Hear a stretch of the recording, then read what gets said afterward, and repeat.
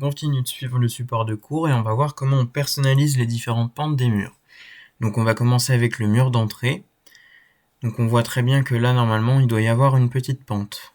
Donc on va sélectionner dans un premier temps tous nos murs. Avec le menu des propriétés du mur, on va le mettre à 1,90 m. Et donc là on peut voir que l'arc est tronqué parce que celui-ci est dans le vide. Donc pour pallier à ça et venir créer la pente, on va sélectionner ce mur et on va aller dans l'outil ligne de toit et de plancher. Donc ça nous ouvre une petite fenêtre avec un espace ici schématique du mur. Donc ces deux extrémités et justement le fait de pouvoir gérer ces différents sommets et de créer différentes pentes. Donc on ne va pas aller insérer un sommet étant donné qu'il y a déjà la création d'un pignon qui est déjà faite. Donc on va aller dans ajouter un pignon et ça nous met un autre point ici qui crée du coup la forme d'un mur en forme de pignon.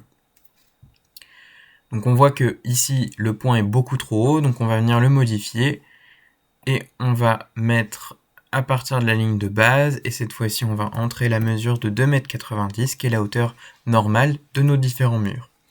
Ok, ou entrer c'est la même chose et on peut voir qu'ici notre mur fait un pignon.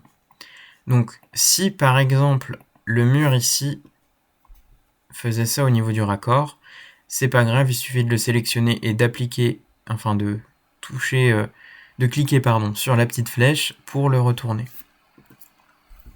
Donc voilà. Donc maintenant on va s'occuper de la pente qui est juste ici. Donc comme c'est déjà fait, je vais pas le refaire, mais il faudra abaisser d'abord la cloison et les différentes murs à 1,90 m. Donc on va encore une fois sélectionner ce mur et aller dans l'outil ligne de toit et de plancher. Et justement, on va venir dessiner en quelque sorte la pente. Donc on se place sur ce point. On insère un sommet. Donc on va venir insérer un sommet. Et ici, on va faire à partir du début du mur, à partir de la base du mur, on va commencer avec un point à 2,90. Donc là, on voit qu'il y a notre pente. Néanmoins, si on fait une pente comme ça, le mur ici au niveau du raccord, il y aura un petit problème. Donc on va aller sur ce point, insérer un nouveau sommet à partir du début du mur, et on va venir le décaler de l'épaisseur du mur, c'est-à-dire 0,3. Ici, encore une fois, on va taper la mesure de 2,90 m pour avoir cette forme-là. Et ensuite, c'est bon. On a notre pente, notre première pente. Et donc, c'est le même système pour les autres. Je vais faire la cloison. La cloison, ligne de toit et de plancher. Mais là, attention, le mur est construit de façon inverse. C'est-à-dire qu'il n'est pas comme ça, mais à l'inverse, comme ça. Donc, on va encore une fois insérer un sommet, mais cette fois-ci à partir de la fin du mur. Mettre à 2,90.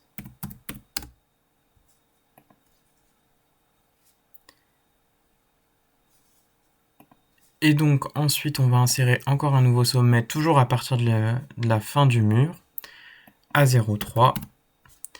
Et encore une fois ici à 2,9. Ce qui nous fait une bonne pente. Et donc là, on peut remarquer que le mur est bon. Voilà, donc il faudra faire la même chose pour ce mur.